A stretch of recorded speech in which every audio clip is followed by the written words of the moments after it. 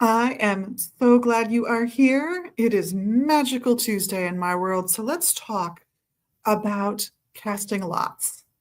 This is a really old divinatory method, and I know I could talk about this on Divine Saturdays, but I thought we'd do this today because it's a good time of year to ask questions, especially if you are asking questions of ancestors. And an easy way to do that, if you're not going to do a seance and you're not expecting to see signs, or maybe it's a little hard for you to work with those energies, is by casting lots.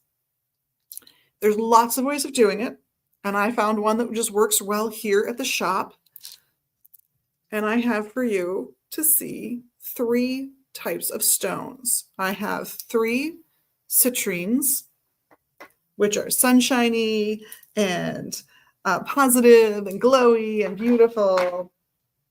I have 3 amethyst. So amethyst are, generally speaking,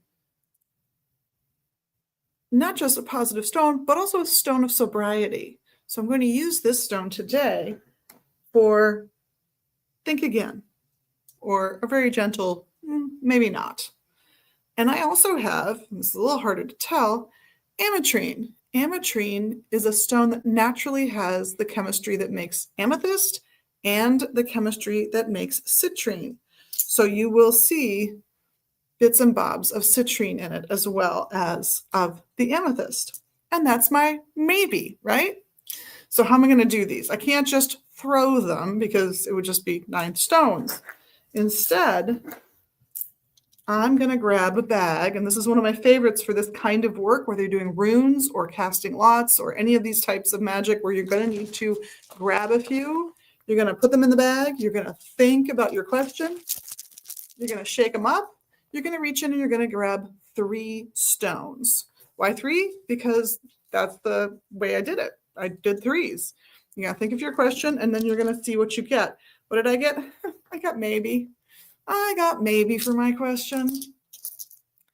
If you're in a group, give it another shake, pass it to the next person, let them give it a shake, and draw out 3 stones. Now, you do want all the stones to be roughly the same size when you do this. Look at this, I got 1 of each. That's a teasing maybe, isn't it? That's the universe going, neener, neener, neener. We told you maybe. But it's a nice, convenient way of getting a yes-no question when you're not sure if your pendulum's doing the trick or you're a little leery about how pendulums work. We'll get into that on a Saturday, I promise. It's a great way of just getting that yes-no question answered that is simple, direct, and without doubt. You get what you get.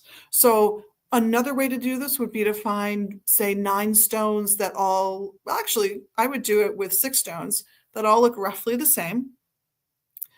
I would put a yes on one side with a permanent marker and a no on the other side with permanent marker. And then you could, even with just 3 stones, if you're willing to do yeses and nos, shake them up in your hands, throw them, just cast them to get your lot. It's called casting lots. What do you want? And if you get 3 yeses, it's a yes. If you get 3 nos, it's a no. If you get 2 yeses and 1 no, it's a probably. 2 nos, 1 yes, probably not. All nos, nope, not happening for you. I'm so sorry. So there's a variety of ways of doing this. You can do this with dots on a page, which gets us into geomancy and the figures of geomancy if we're going to get more complicated with it. There's all kinds of ways of generating a yes or a no, and most people like a series of them. I Ching, for example, is all based on yeses and nos, 1s and 2s. You get 3. So again, toss 3 coins, heads, tails, yeses, nos, and then you do it again for the second set of lines, and it's a 6-line figure. And then you look up the poetry that's been translated to English, in my case, and you discover what your meaning is. Those are all forms of casting lots.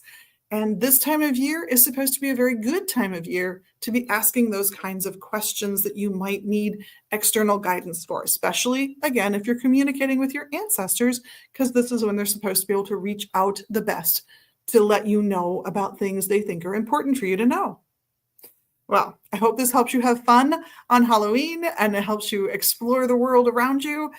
On behalf of myself and the rest of the crew here at Magus Books and Herbs in Minneapolis and online at magusbooks.com, thank you for being your magical you. We love that about you. And of course, the little magical things you can do here, you know what they are. Hope to see you all soon online at our website or here at the shop in Minneapolis. In the meantime, we'll see you soon. Blessed be.